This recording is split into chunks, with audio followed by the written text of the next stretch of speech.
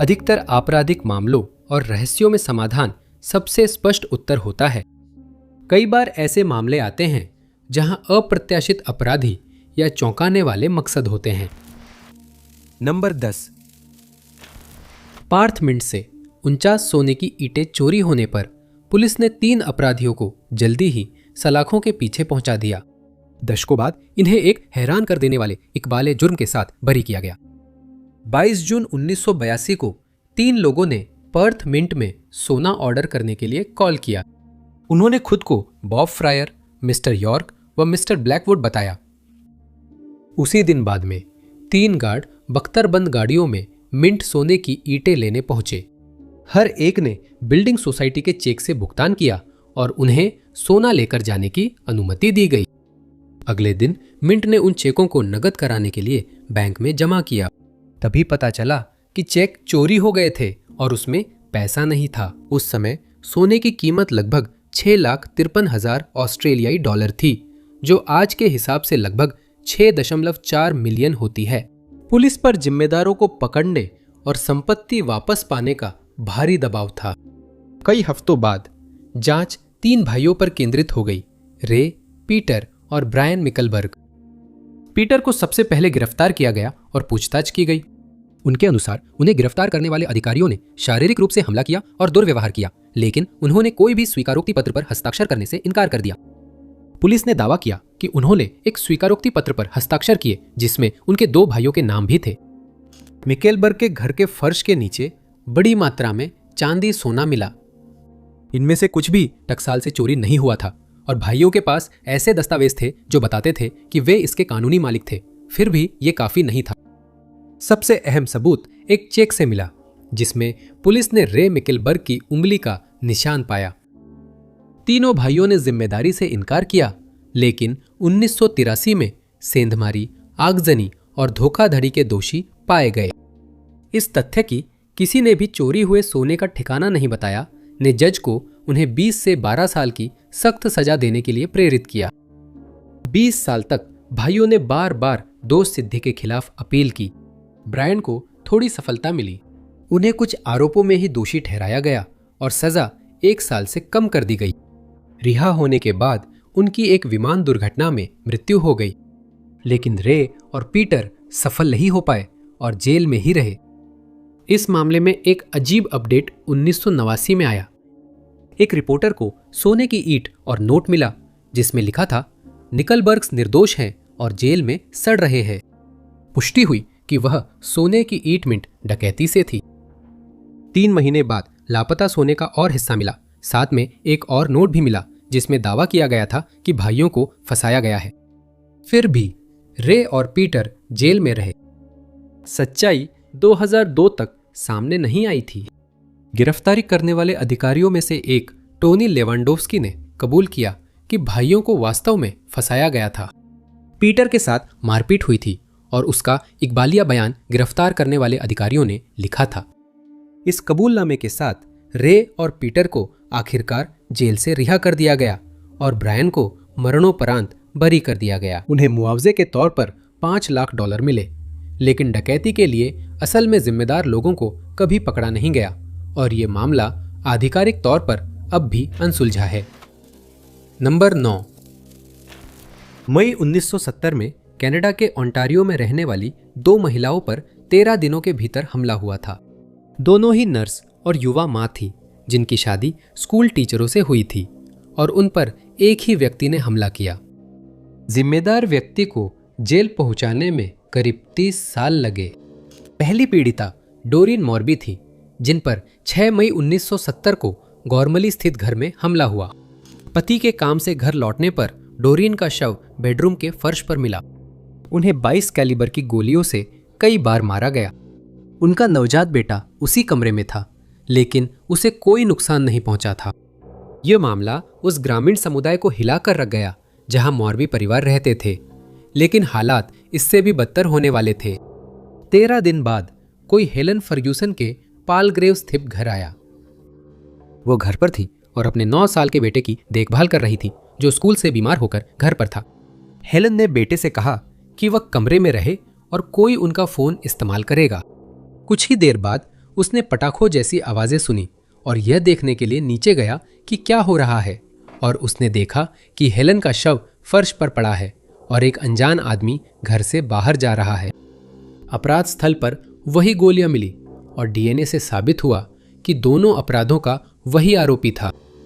एक गहन जांच शुरू हुई। हेलन के बेटे ने पुलिस को स्केच बनाने में मदद की और पुलिस सुराग के लिए घर घर गई। कुछ देर उन्हें लगा पुराधी पकड़ा गया है। वह अपनी हिंसक प्रवृत्तियों के लिए मशहूर था और मनोरोग अस्पताल में था। जब उसे भर्ती किया गया, हमले रुक गए थे और ये अपराध उसकी क्षमता से बाहर नहीं था। लेकिन अदालत ने पाया कि वह मुकदमे का सामना करने के लिए उपयुक्त नहीं था और इसलिए मामला ठंडे बस्ते में चला गया। सालों बाद डीएनए तकनीक सुधरने पर सबूतों की संदिग्ध के डीएनए से तुलना हुई, जिससे साबित हुआ कि वह डोरीन या हेलेन की हत्या के लिए जिम्मेदार नहीं था। अगली बड़ी सफलता 1999 तक नहीं आई। रोनाल्ड ग्लेन वेस्ट एक पूर्व पुलिस अधिकारी थे जिन्होंने शुरुआती जांच में मदद की थी, लेकिन बाद में ओंटारियो छोड़ दिया। 1995 में लौटने के बाद उन्होंने डकैती की एक श्रृंखला शुरू की जो अंततः 8 साल की जेल की सजा पर खत्म हुई। जब वह जेल में थे तो उनके परिवार ने उनका घर बेच दिया। नए मालिक घर का नवीनीकरण कर रहे थे जब उन्होंने एक बाथरूम की दीवारों के अंदर कुछ छुपा हुआ पाया। उन्हें वेस्ट की डकैती के पीड़ितों से छीनी गई निशानियां मिली। उन्हें एक हथियार का दस्तावेज मिला जो 1970 के अपराधों में इस्तेमाल हथियार से मेल खाता था। ये हथियार इतना दुर्लभ था कि ये अलग ही नजर आया और पुलिस ने वेस्ट की और गहराई से जांच शुरू कर दी। उसके पुराने शेड्यूल से साबित हुआ कि अपराध के समय वह ड्यूटी पर नहीं था। पुराने दोस्त भी यह पुष्टि करेंगे कि उसके पास वही हथियार था जैसा इस्तेमाल किया गया था। पुलिस ने वेस्ट द्वारा जेल से पूर्व पत्नी को भेजे पत्र से डीएनए लिया। डीएनए मेल खा गया और वेस्ट ने अपराधों को स्वीकार कर लिया, जिससे आखिरकार दशकों पुरानी रहस्य की गुत्थी सुलझ गई। नंबर 8। 10 जून 2007 को एमी स्टाउट ने अपने पति के लिए मदद मांगने के लिए 911 पर कॉल की। मदद पहुंचने पर पता चला कि बिल स्टाउट जीवित नहीं थे और एन की समय रेखा मेल नहीं खा रही थी। जो मामला शुरू में आसान लग रहा था वह पुलिस द्वारा मकसद जांचते ही अजीब मोड़ ले गया। शुरुआत में एन ने कहा कि उन्होंने अपने पति को छोटे बेटे के साथ खरीदारी करके घर लौटने के बाद पाया। उसके सिर में गोली लगी थी, पर हथियार घटनास्थल पर नहीं मिला। एन के मुताबिक सुबह घर से निकलते वक्त उनके पति ठीक थे। पोस्टमार्टम से पता चला कि बिल की मौत एन के शॉपिंग ट्रिप पर जाने से काफी पहले हो गई थी। असल में ऐसा लग रहा था जैसे किसी ने उस रात जब वो सो रहे थे उन पर हमला किया हो। चूंकि एन ने दावा किया था कि वह उनके साथ उसी बिस्तर पर सोई थीं, इसलिए उनकी कहानी पर सवाल उठने लगे। उनके बेटे ने बताया कि उन्होंने पिता को पिछली शाम से नहीं देखा था। अपराध में इस्तेमाल गोली बिल के हथियार से मेल खाती थी। ये वही हथियार था जिसकी गुमशुदगी की रिपोर्ट कुछ दिन पहले दर्ज कराई गई थी। लेकिन जब पुलिस ने स्टाउट परिवार के घर की तलाशी ली तो उन्हें वह हथियार बिल की मोटरसाइकिल के सैडल बैग में दंपत्ति के गैराज में छुपा हुआ मिला। कपड़े की टोकरी में मिला दस्ताना जिसकी सतह पर अवशेष थे दिखाता है कि उसका इस्तेमाल हथियार पकड़कर गोली चलाने में हुआ था। एन का डीएनए अंदर मिला और मामला जल्दी ही पूरी तरह साफ लगता था। और जब पुलिस ने मकसद तलाशा तो उन्हें जल्दी ही एक मिल गया। स्टाउट परिवार को बारबरा मिलर से कई ईमेल मिले थे। बारबरा बिल की पुरानी गर्लफ्रेंड थी, लेकिन हाल ही में उनका अफेयर हुआ था। अब वह कह रही थी कि वह बिल के बच्चे से गर्भवती है और उसने बिल व परिवार को परेशान करने वाले ईमेल पत्र भेजे। इससे एन पूरी तरह टूट गई और पति की जान लेने का तय कर लिया। डिजिटल सबूतों की जांच में अजीब मोड़ सामने आया। बारबरा मिलर के नाम से जिन ईमेल पतों से ईमेल भेजे गए थे वे एन के कंप्यूटर पर बने थे। उसने पूरे उत्पीड़न की साजिश रची थी ताकि बिल को अपमानित किया जा सके और संभवतः बारबरा को असली अपराधी के रूप में फंसाने की कोशिश की जा सके। अगर दूसरी महिला को फंसाने की कोशिश हुई तो वह सफल नहीं रही। बारबरा को बिल की मौत के कुछ दिन बाद गिरफ्तार किया गया और करीब 1 साल बाद दोषी ठहराया गया। वो अब जीवन भर जेल में रहेगी और उसका परिवार सोच रहा है कि बिना उसके या बिल के कैसे जिए। नंबर 7। जब एक ओक्लाहोमा आर्ट रजिस्ट्रार ने पहली बार महसूस किया कि उसे भेजी गई पेंटिंग्स के पैकेज में कुछ अजीब है, तो उसने कभी नहीं सोचा था कि वह जिस रहस्यमय कहानी को उजागर करने जा रहा है वह कितनी अजीब होगी या उसका अंत क्या होगा। मार्क लैंडिस को लेकर पहली बार कुछ अजीब 2008 में महसूस हुआ था। इसी समय वह ओक्लाहोमा सिटी म्यूजियम गया और वहां लुई वेल्टार्ड की वाटर कलर पेंटिंग भेंट की। उसने असली नाम नहीं बताया, पर म्यूजियम को कलादान करने की इच्छा जताई। ये ऐसी कई कहानियों में से थी जो वो पहले भी सुना चुका था। म्यूजियम ने पेंटिंग स्वीकार कर गैलरी में लगा दी। थोड़ी देर बाद उन्हें 5 और पेंटिंग्स डाक से मिली। पैकेज में बताया गया कि ये पेंटिंग्स पॉल सिनाक व स्टेनिस्लाव लेपेन की हैं। ये नाम कला जगत में जाने जाते थे, लेकिन इतने महत्वपूर्ण नहीं थे कि कोई इन्हें दान करना चाहे तो हैरानी हो। रजिस्ट्रार मैट लाइनिंगर ने एक पेंटिंग पर शोध किया और Savannah college of art and design की प्रेस रिलीज पाई, जिसमें कॉलेज ने बताया कि मार्क लैंडिस ने वही पेंटिंग दान की थी। उसने एक और पेंटिंग के बारे में पता लगाया और पाया कि Saint Louis university of modern art ने उस पेंटिंग पर प्रेस रिलीज जारी की थी और वह पेंटिंग भी मार्क लैंडिस ने दान की थी। लाइनिंगर ने गहराई से जांच की और इस दौरान अन्य म्यूजियम रजिस्ट्रार भी यही कहानी लेकर आए। मार्क लैंडिस अमेरिका भर के म्यूजियम्स को पेंटिंग्स दान कर रहा था। उनमें से ज्यादातर कथित तौर पर एक ही स्तर के कलाकारों की थी, लेकिन कुछ और भी थी जिनमें पिकासो जैसे मशहूर नाम शामिल थे। कुछ मामलों में उसने खुद को एक जेजुइट पादरी बताया या कोई और नाम दिया। फिर भी अलग अलग संग्रहालयों ने पुष्टि की कि वही आदमी था। पेंटिंग्स की जांच से साबित हुआ कि वे सब नकली थीं। लैंडिस कोई मास्टर आर्ट जालसाज नहीं था। ऊपरी तौर पर पेंटिंग्स पूरी और सही डिटेल्स के साथ अच्छी कॉपियां थी, लेकिन लैंडिस ने पेंटिंग्स बनाने के लिए कोई विशेषज्ञ सामग्री का इस्तेमाल नहीं किया। उसने स्केच ऐसे बनाए जो सैकड़ों साल पुरानी लगती थी, लेकिन आधुनिक कागज पर कॉफी के दाग और फ्रेमों को घिसकर उन्हें पुराना दिखाया। कुछ पेंटिंग्स में पिक्सेल्स और पैटर्न्स दिखे, जिससे लगा कि असली कृति की पहले फोटोकॉपी की गई थी, जिस पर बाद में रंग चढ़ाए गए थे। मार्क लैंडिस का केस चौंकाने वाला था, क्योंकि उसने कोई अपराध नहीं किया। उसने नकली कृतियां बेची नहीं और ना ही डोनेशन पर टैक्स डिडक्शन मांगा। उसने बस अपनी खुद की कला को म्यूजियम्स को दान कर दिया और म्यूजियम्स ने उस कृति की सही से जांच पड़ताल नहीं की। नंबर 6। जोई जू के लापता होने का पता तब चला जब उनकी बेटी सिडनी के अस्पताल के बाहर लावारिस हालत में मिली। पुलिस को उनकी गुमशुदगी में एक संदिग्ध ढूंढने में ज्यादा समय नहीं लगा, लेकिन जो कहानी उसे बताई गई वो ऐसी नहीं थी जिसकी किसी को उम्मीद थी। नवंबर 2003 में जोई सिडनी में रहने वाली युवा आईटी विशेषज्ञ थीं।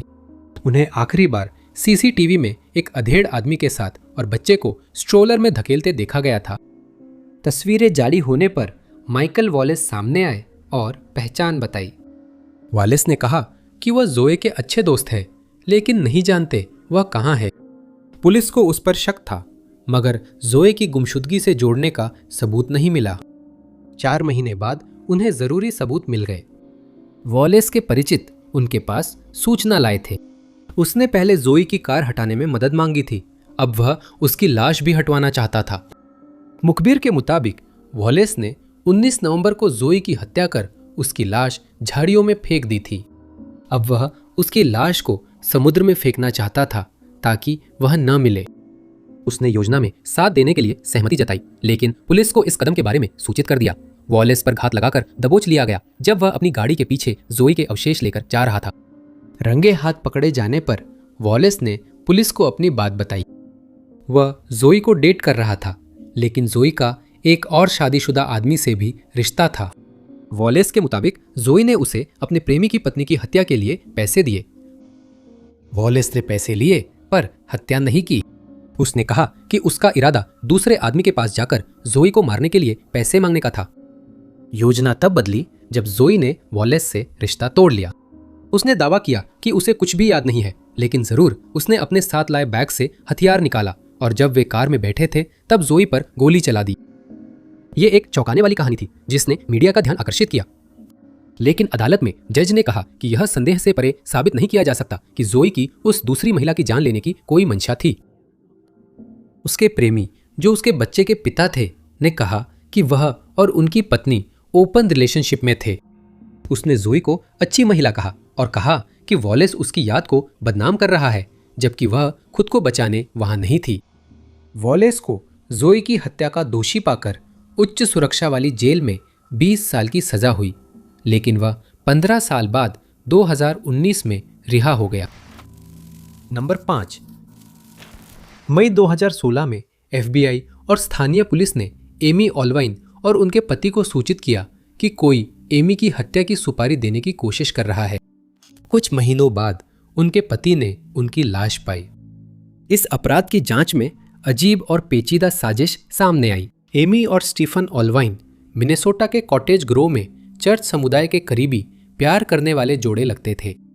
एमी एक डॉग ट्रेनर के रूप में काम करती थी और ऐसा कोई कारण नजर नहीं आता था कि कोई उन्हें नुकसान पहुंचाना चाहेगा। इसलिए यह चौंकाने वाला था जब FBI परिवार के घर पहुंची और उन्होंने जो कुछ खोजा था उसे उजागर किया। किसी ने डार्क वेब पर बेसा माफिया नामक ग्रुप की वेबसाइट एक्सेस की थी। ये ग्रुप बिटकॉइन के रूप में भुगतान लेता था, बदले में उस टारगेट की जान लेने के लिए जिसकी रिक्वेस्ट की गई थी। उस यूजर ने खुद को डॉग डे गॉड कहा था और वे चाहते थे कि ग्रुप एमी को मार दे। कस्टमर के मुताबिक एमी का डॉग डे गॉड के पति से अफेयर था, इसी कारण उसका पति उसे छोड़ गया। वह यूजर के डॉग ट्रेनिंग बिजनेस से भी कस्टमर छीन रही थी। एमी को बिल्कुल भी अंदाजा नहीं था कि रिक्वेस्ट करने वाला कौन हो सकता है। उसने वैसा कभी नहीं किया था जैसा बताया जा रहा था। स्टीवन को शक था कि उसकी पत्नी को किसी और समझ लिया था, लेकिन एमी की फोटो हिटमैन को क्यों भेजी गई ये साफ नहीं था। FBI ने जोड़े को अधिक सुरक्षा लेने की सलाह दी। परेशानियां बढ़ती रहीं। जेन नाम की महिला ने एमी को धमकी भरे ईमेल भेजे कि अगर उसने खुद को नुकसान नहीं पहुंचाया तो उसके बेटे को नुकसान होगा। कहीं कोई शारीरिक खतरे का संकेत नहीं था। ऐसा लगा बेसा माफिया वेबसाइट सिर्फ धोखा है, लेकिन इससे यह नहीं बदलता कि किसी ने एमी की जान लेना चाहा। 13 नवंबर 2016 को स्टीफन अपने बेटे के साथ कुछ काम निपटाकर घर लौटे तो उन्होंने एमी का शव पाया। जिस हथियार से उसकी जान ली गई थी वो उसकी बाईं हथेली के ठीक पास रखा था और पहले तो ऐसा लगा जैसे उसने खुद अपनी जान ले ली हो। पुलिस को जल्दी समझ आ गया कि मामला वैसा नहीं था। एमी दाहिने हाथ से काम करती थी। उसकी हथेलियों पर कोई अवशेष नहीं था, जिससे साफ था कि उसने हथियार नहीं पकड़ा था। फर्श पर दागों से पता चला कि मौत से पहले शरीर हिलाया गया था और पुलिस ने अपराध का समय दोपहर 3 बजे तय किया, स्टीफन के घर से निकलने से पहले। पुलिस ने एमी की मौत से पहले के महीनों में स्टीफन की गतिविधियों की गहराई से जांच की। कंप्यूटर डेटा से पता चला कि स्टीफन के डिवाइसों की गतिविधियां डॉग डे गॉड की बेसा माफिया से बातचीत से पूरी तरह मेल खाती थी। इसमें एमी की तस्वीर को डाउनलोड करना भी शामिल था, अपराधियों को भेजे जाने से कुछ ही क्षण पहले और अपराध में इस्तेमाल किए गए बिटकॉइन वॉलेट की जानकारी को नोट करना भी शामिल था। स्टीवन को गिरफ्तार किया गया, लेकिन उसने खुद को निर्दोष बताया। उसे दोषी ठहराया गया और बिना पेरोल उम्र कैद मिली। नंबर 4। रुडोल्फ रूप का मामला गलत सजा के सबसे अजीब मामलों में से एक है। मूल सजा के 20 साल बाद भी जो सच में हुआ था वह अब भी एक रहस्य बना हुआ है। रूप एक 52 वर्षीय किसान थे जो ओबरबायन जर्मनी से थे और 13 अक्टूबर 2001 की सुबह के शुरुआती घंटों में गायब हो गए थे। उन्होंने अपना दिन अपने घर से कुछ ही मील दूर एक बार में शराब पीते हुए बिताया था और जब वे वहां से निकले तो नशे में थे। सुबह होने पर भी रूप घर नहीं लौटे तो परिवार चिंतित हो गया। हरमाइन ने बार से पूछा कि क्या उन्हें पता है वे कहाँ हैं, लेकिन बार सिर्फ इतना बता सका कि वे खुद गाड़ी चला रहे थे। उसी दिन बाद में रूप के लापता होने की रिपोर्ट दर्ज की गई और तलाश शुरू हुई। शुरुआत में पुलिस ने यह अनुमान लगाया कि शायद वे घर लौटते समय कार दुर्घटना का शिकार हो गए हों, लेकिन सड़क पर किसी भी दुर्घटना के कोई संकेत नहीं मिले और पानी में की गई तलाश में भी कोई सुराग नहीं मिला। अगले वर्षों में पुलिस ने रुप और मर्सिडीज को खोजा, लेकिन हर बार असफल रही। इसी दौरान अफवाहें उठी कि रुप के परिवार वाले ही उनकी गुमशुदगी के जिम्मेदार हैं। 2 साल गायब रहने के बाद पूछताछ के लिए पत्नी, 2 बेटियां और बेटी का प्रेमी मथियास बुलाए गए। एक लंबे और थकाऊ प्रक्रिया के बाद चारों ने कबूल कर लिया। जैसे जैसे पुलिस दबाव बनाती रही, कहानी बार बार बदलती रही। शुरुआत में कहा गया कि रुप को बहस में सीढ़ियों से धक्का दिया गया, जिससे उसकी मौत हुई, लेकिन बाद में कहानी बदलकर मथियास द्वारा सामने के हॉलवे में घात लगाकर हमला करने की हो गई। फिर उन्होंने उसका शव फार्म के जानवरों को खिला दिया। घर में कहीं भी इस कहानी का समर्थन करने के लिए कोई डीएनए सबूत नहीं मिला, लेकिन पुलिस का तर्क था कि फिर भी यह संभव है कि वहां कोई हिंसक अपराध हुआ हो। कानूनी सलाह लेने के बाद सभी चारों संदिग्धों ने अपने इकबालिया बयान वापस ले लिए, लेकिन मुकदमा फिर भी आगे बढ़ा। सबूत ना होते हुए भी उन्हें दोषी ठहराया गया। रुप की बेटियों ने 2 साल जेल में बिताए, जबकि उनकी मां और मथियास को 8 साल 6 महीने की सजा मिली। 2009 में सजा के 4 साल बाद बर्गहाइम के पास डैन्यूब नदी की गाद निकाल रहे मजदूरों ने पानी में 2 कारें पाईं। एक की पहचान रुप की मर्सिडीज के तौर पर हुई। ये सिर्फ उनकी कार ही नहीं, उनका शव भी उसमें था। ठंडे पानी ने अवशेष सुरक्षित रखे, जिससे मृत्यु का कारण पता नहीं चला, पर स्पष्ट था कि इकबालिया बयान में बताई गई हिंसक घटनाएं नहीं घटी थीं। 2010 में मुकदमा फिर शुरू हुआ। तब तक हरमाइन और माथियास 2/3 सजा काटकर जेल से छूट चुके थे। यह मुकदमा सिर्फ नाम साफ करने के लिए था, लेकिन सबूतों के बाद भी जज को लगा कि रूप परिवार के किसी सदस्य ने ही रूडोल्फ को मारा। लेकिन क्योंकि वह यह तय नहीं कर सके कि किसने किया, इसलिए उन सभी को इस अपराध से बरी कर दिया गया और उनकी मौत के पीछे की सच्चाई अब भी अज्ञात है। नंबर 3। विलियम वुड का मामला ऐसा है जिसे खुद न्यायाधीश ने अजीब और अनोखा बताया था। ये एक अनोखी पहचान की चोरी थी, जिसने एक आदमी से उसकी पहचान दशकों तक छीन ली। 1980 के दशक के अंत में William would Albuquerque new Mexico के हॉट डॉग स्टैंड पर काम करते थे। उनके साथ काम कर रहे थे मैथ्यू कीरन्स। दोनों बेघर थे, लेकिन कीरन्स ने वुड का बटुआ चुराकर उनका सोशल सिक्योरिटी नंबर से ड्राइविंग लाइसेंस बनवा लिया। दोनों आदमी जल्दी ही अपनी राह पर चले गए और वे एक दूसरे को ज्यादा समय से नहीं जानते थे। कीरन्स वुड्स की पहचान का इस्तेमाल करता रहा, क्रेडिट कार्ड लोन लिए और छोटे अपराधों में वुड्स के नाम से गिरफ्तार भी हुआ। लेकिन समय के साथ यह नया विलियम वुड अपनी जिंदगी को संभालने में कामयाब हो गया। 1994 में उसने विलियम वुड के नाम से शादी की और उनका एक बच्चा हुआ। उसने आईटी में सफल करियर बनाकर आयोवा विश्वविद्यालय में काम शुरू किया। 2019 तक वह समुदाय के एक सम्मानित सदस्य बन चुके थे और ऐसा लगता था कि उन्होंने अपने अपराध से भरे पिछले जीवन को पीछे छोड़ दिया है। तभी उसका पुराना जीवन फिर सामने आ गया। असली वुड इतना भाग्यशाली नहीं था। वह अलग अलग नौकरियों के बीच भटकता रहा और बेघर ही रहा, और सालों के दौरान उसने जाना कि उसके नाम पर क्रेडिट कार्ड निकाले जा रहे हैं और उसने उन्हें बंद कराने की कोशिश की, लेकिन उसे कोई सफलता नहीं मिली। 2019 में वो कैलिफोर्निया के एक बैंक में अपने नाम का खाता बंद करने गया। वो सुरक्षा सवालों के जवाब नहीं दे सका। बैंक ने वुड को फोन किया तो उसने बताया कि कैलिफोर्निया में किसी को भी उसके बैंक खाते तक पहुंचने की अनुमति नहीं है। बैंक ने लॉस एंजलिस पुलिस विभाग को फोन किया और वुड को गिरफ्तार कर लिया गया। उसने कहा उसकी पहचान चोरी हुई, पर मैथ्यू कर्न्स ने गवाही दी कि वह झूठ बोल रहा था। कर्न्स ने कहा कि वही असली मैथ्यू वुड है और यह आदमी उसकी पहचान चुराने की कोशिश कर रहा था। क्योंकि कर्न्स को ज्यादा सम्मानित माना जाता था, इसलिए जज के लिए उस पर विश्वास करना आसान था। असली वुड को मुकदमे का सामना करने के लिए मानसिक रूप से अयोग्य पाकर मानसिक अस्पताल में रखने का आदेश दिया गया। आखिरकार उसने पहचान की चोरी के आरोप में कोई आपत्ति नहीं जताई और 428 दिन जेल में और 147 दिन मानसिक अस्पताल में बिताए। रिहा होकर उसने अपनी पहचान के लिए संघर्ष जारी रखा। उसने आयोवा विश्वविद्यालय से संपर्क किया, जहां कर्न्स काम करते थे और वहां एक पुलिस अधिकारी ने मामला संभाला। शुरुआत में वो साबित करना चाहता था कि उसका सहकर्मी असली वुड है और मामला सुलझाना चाहता था। जैसे जैसे उसने पुलिस रिकॉर्ड और जन्म प्रमाण पत्र देखे, वो वुड की कहानी पर ज्यादा विश्वास करने लगा।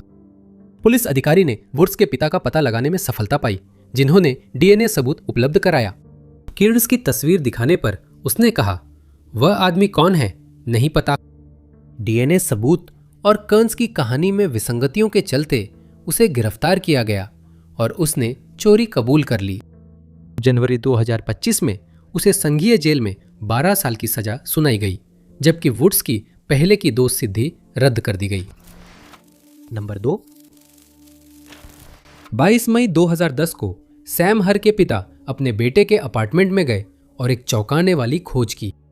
एक महिला का आंशिक रूप से निर्वस्त्र शव सैम के बिस्तर पर था, जबकि सैम कहीं नहीं मिला। पुलिस को कोई थ्योरी बनाने में ज्यादा समय नहीं लगा, लेकिन केस में एक मोड़ आने के बाद वो पूरी तरह बदल गई। अपराध के समय सैम की उम्र 26 साल थी। वह ऑरेंज कोस्ट कॉलेज में पढ़ता था और कोस्टा मेसा कैलिफोर्निया में रहता था। वह अभी भी अपने माता पिता के करीब था, जो अनाहेम के पास रहते थे। 21 मई को सैम को माता पिता के पास जाना था, पर वह नहीं पहुंचा। शुरुआत में उन्होंने ज्यादा चिंता नहीं की, ये मानते हुए कि वो योजनाओं को भूल गया होगा, लेकिन अगले दिन भी उसका कोई पता नहीं चला। उसके माता पिता ने कॉल किया, लेकिन कॉल वॉइसमेल पर जा रही थी। तभी उसके पिता यह देखने कोस्टा मेसा गए कि क्या हो रहा है। उन्होंने सैम के कमरे में एक महिला की लाश देखी, जिसके सिर पर गहरी चोट थी और वह आंशिक रूप से कपड़े उतारे बिस्तर पर पड़ी थी। पुलिस से संपर्क किया गया और अपार्टमेंट में मिला एक पर्स यह बताता था कि वह महिला जूली किबवेची थी। जूली ऑरेंज कोस्ट कॉलेज की छात्रा थी और सैम की करीबी थी। दोनों ने जोर देकर कहा कि उनके बीच कोई रोमांटिक रिश्ता नहीं था, लेकिन सैम के अपार्टमेंट के दृश्य से यह संकेत मिलता था कि सैम की तरफ से किसी तरह की। पुलिस को लगा सैम ने जूली पर सैम की नजदीकियों को ठुकराने पर हमला किया। फिर वह घटनास्थल से बटुआ और पासपोर्ट लेकर भाग गया। जब उसने पड़ोसियों से बात की तो उनकी कहानियां भी इस सिद्धांत का समर्थन करती थीं। पड़ोसी डैनियल वोज़नियाक ने पुलिस को बताया कि उसने अपराध के अगले दिन सैम को कार में बैठते और अपने माता पिता के पास जाने की बात कहते सुना। जूली की पोस्टमार्टम रिपोर्ट से मामला बदल गया। इससे पता चला कि बेडरूम में पूरा दृश्य बनावटी था। जूली की मौत के कई घंटे बाद उसके कपड़े उतारकर उसे बिस्तर पर रखा गया। किसी ने अपराध का मकसद छुपाने की कोशिश की थी। पुलिस को अब भी सैम पर शक था। अपने पिता की मदद से वे उसकी बैंक गतिविधि का पता लगाने में सफल रहे और पता चला कि कोई लॉन्ग बीच में एटीएम से बहुत सारा पैसा निकाल रहा था। सैम के बैंक कार्ड से लॉन्ग बीच के पते पर पिज्जा ऑर्डर हुआ था। पुलिस ने उसके कार्ड का इस्तेमाल करने वाले व्यक्ति का पता लगाया और एक किशोर लड़के की पहचान की, जिसे एटीएम पर पकड़ा गया था। उसने पुलिस को बताया कि किसी और ने उसे वह कार्ड दिया था और उससे उनके लिए पैसे निकालने को कहा था। वो व्यक्ति डेविड वोज़निएक था। पुलिस ने फिर वोज़निएक से बात की। शुरुआत में उसने कहा कि सैम की मदद की थी जूली पर हुए हमले को छुपाने में, लेकिन पुलिस के सवालों पर आखिर उसने सच कबूल लिया। उसने 21 मई को सैम की जान ली थी। फिर जूली को सैम के घर बुलाया और उस पर हमला किया। उसका पूरा मकसद सिर्फ पैसों से जुड़ा था। वो हजारों डॉलर के कर्ज में था और जानता था कि सैम ने अपने युद्ध भत्ते के पैसे बचाकर रखे थे। उसने अपने अपराध छुपाने के लिए जूली की हत्या की थी। वोज़नियाक ने पुलिस को सैम का शव कहाँ छोड़ा बताया।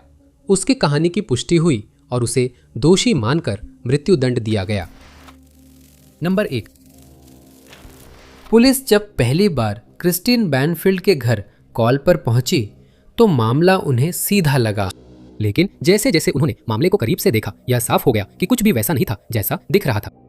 क्रिस्टीन बैनफील्ड अपने पति ब्रेंडन और बेटी के साथ हर्नडन वर्जीनिया में रहती थी। उनके साथ एक ब्राजीलियाई ऑ पेयर जूलियाना मागालेस भी रहती थी। बाहर से सब कुछ सकारात्मक लग रहा था, इसलिए 24 फरवरी 2023 की घटनाएं पूरी तरह से अप्रत्याशित थीं। हिंसक घुसपैठ के बाद पुलिस बेनफील्ड निवास पहुंची। मगलहाइस बाहर मौके पर पहुंचे अधिकारियों से मिले और बताया कि क्या हुआ था। बैंडफील्ड की बेटी को यात्रा के लिए तैयार करते समय उन्होंने अपार्टमेंट के बाहर एक अनजान कार देखी। उन्होंने ब्रेंडन को घर बुलाया और अंदर जाकर देखा कि मुख्य बेडरूम में एक अनजान आदमी था। आदमी ने क्रिस्टीन पर हमला किया तो ब्रेंडन ने उस पर हथियार चलाया और पत्नी को प्राथमिक उपचार दिया। जब उसने उसे हिलते हुए देखा तो मगालहेस ने भी उस पर गोली चला दी, जिससे उसकी जान चली गई। क्रिस्टीन को तेज चीज से कई घाव लगे और उनकी मौत हो गई। शुरुआत में ये एक असफल चोरी लगी। फिर पुलिस ने उस रहस्यमय आदमी की पहचान का पता लगाया। वह जोसेफ रयान था, जिसे कथित तौर पर क्रिस्टीन ने घर बुलाया था।